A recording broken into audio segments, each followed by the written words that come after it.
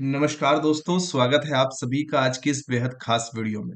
दोस्तों, बहुत सारे सवालों का जवाब आज की इस वीडियो में दूंगा। सबसे बड़ा सवाल ये है कि सर हमारी जो बेसिक पे है वो 30,000 रुपये है। हमारी नई बेसिक पे क्या होगी, साथ ही साथ हमें ग्रोस सैलरी कितनी मिलेगी, ये सारे जवाब आज की इस वीडियो में मिलेंगे। साथ ही साथ हमें एरियर कितना मिलने वाला है, उस सवाल का भी जवाब आज की इस वीडियो में मैं देने वाला हूँ। दोस्तों, बात करेंगे नई बेसिक पे की, नई ग्रोस सैलरी की और टोटल मिलने वाले एरियर की आज के इस वीडियो में। साथ ही साथ और भी कुछ सवाल जो कि आप सभी ने कमेंट करके पूछे हैं।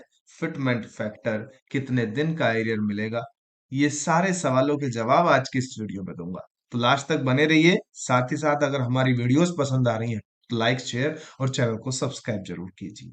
सबसे पहले बताता हूं दोस्तों फिटमेंट फैक्टर के बारे में। फिटमेंट फैक्टर ये वही गणित है जिसकी मदद से हम नई बेसिक पे निकालेंगे। न्यू बेसिक पे निकालने के गणित का नाम है फिटमेंट फैक्टर। पुरानी बेसिक पे, नई बेसिक पे जो है उसमें फिटमेंट फैक्टर मान लो 3.0 के हिसाब से गणना करेंगे इनटू ओल्ड बेसिक पे, तो ये नई बेसिक पे आपके निकल कर आ जाएगी। सीधा कैलकुलेशन। अब लोग यहाँ पर कह रहे हैं कि 3.25 के आसपास आपका फिटमेंट फैक्टर होना चाहिए, लेकिन आज की जो गणना है वो हम 3.0 के हिसाब से करने वाले हैं। तो आप समझने की कोशिश कीजिएगा कि हम किस प्रकार से कैलकुलेशन कर रहे हैं। दोस्तों, सबसे पहले नई जो बेसिक सैलरी है वो कितनी होगी उसके ऊपर बात करूंगा। आप जो है 30,000 रुपये आज की डेट में बेसिक सैलरी ले रहे हैं। फिटमेंट फैक्टर अगर 3% होता है तो जो आपका डीए है वो 0% हो जाएगा। नई बेसिक पे में इस तरह से ही होता है, जो नया पे कमीशन होता है उसके अंदर डीए को 0 कर दिया जाता है। तो जो नई जो बेसिक पे आपके निकल कर आई, 3 की मल्टीप्लाई करने से 90,000 रुपये। सीधा कैलकुलेशन है, आपकी न्यू बेसिक पे कितने निकल कर आई, 90,000 रुपये। ठीक है। अब हम कंपैरिजन करते हैं कि 7वें पे कमीशन के अंदर कितनी सैलरी मिलती थी और 8वें में कितनी मिलेगी। अगर आप मेरे से सहमत हैं तो साथ में कमेंट में यस जरूर लिखना। आज मैं मानता हूं मैं एक सरकारी कर्मचारी हूं, तो यहाँ पर मेरी बेसिक पे 30,000 रुपये है।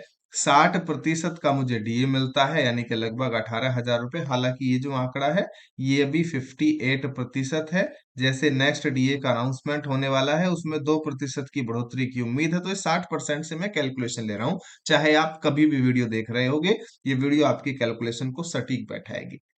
ट्रांसपोर्टेशन अलाउंस लगभग 7% मिलता है, तो 2100 रुपये के आसपास मुझे मिल जाते हैं। हाउस रेंट अलाउंस मैं 10% के हिसाब से कैलकुलेशन कर रहा हूं।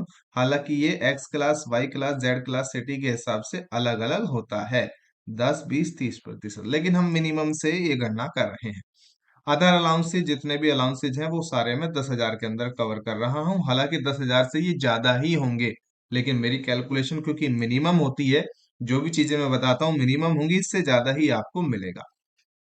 तो मेरा मानना यह है कि 63,100 रुपये मेरी आज की डेट में ग्रोस सैलरी होगी, या उस व्यक्ति की जो कि आज की डेट में 30,000 रुपये बेसिक पे उठा रहा है। जो नई बेसिक पे हमारी निकल कर आई, जिसका कैलकुलेशन मैं आपको ऑलरेडी बता चुका हूँ, 90,000 रुपये। 8वां पे कमीशन लगेगा तो डीए 0 हो जाएगा, जो कि यहाँ 60% था।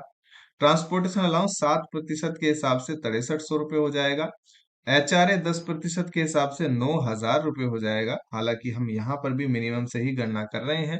अदर अलाउंसेज में मैंने केवल 20% की बढ़ोतरी की है, हालांकि ये बढ़ोतरी ज्यादा भी हो सकती है।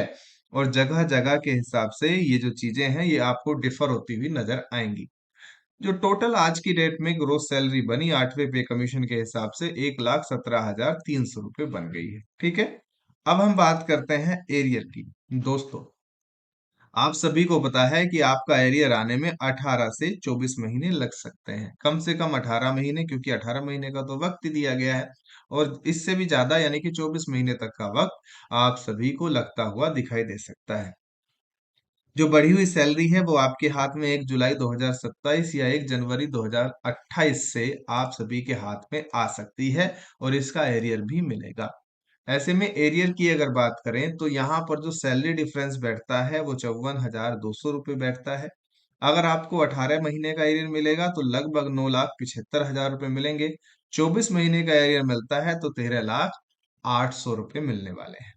अब जो मैंने ये गणना करी है उसके बारे में बता देता हूँ। ये गणना मैंने फिटमेंट फैक्टर 3.0 के हिसाब से की है। अगर फिटमेंट फैक्टर 2.5 रहता है या इसके आसपास रहता है तो ये आंकड़ों में थोड़ी सी कमी आ जाएगी। अगर फिटमेंट फैक्टर 3.25 या 3.5 रहता है तो ये आंकड़ों में थोड़ी बहुत तेजी आप सभी को देखने को मिलेगी। तो ये आंकड़े आप सभी के बदल सकते हैं फिटमेंट फैक्टर के बदलने से। बाकी किसी चीज से आंकड़े बदलेंगे नहीं। ये सारी चीजें एग्जैक्ट सेम आप सभी की रहने वाली हैं। ठीक है। आशा करता हूं जो सिंपल कैलकुलेशन मैंने आपको समझाई है बताई है आपके समझ आई होगी। अगर आपके समझ आई है 1% भी तो दोस्तों इस वीडियो को लाइक जरूर करना। आपका सपोर्ट हमें चाहिए तो इस वीडियो को आप शेयर कर सकते हैं अपने उस दोस्त के साथ जो कि केंद्रीय कर्मचारी है। साथ ही साथ ऐसी ही और इंटरेस्टेड वीडियो जानने के लिए इस चैनल को सब्सक्राइब जरूर कर लीजिए।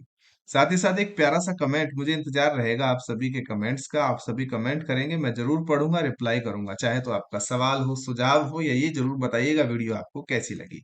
धन्यवाद।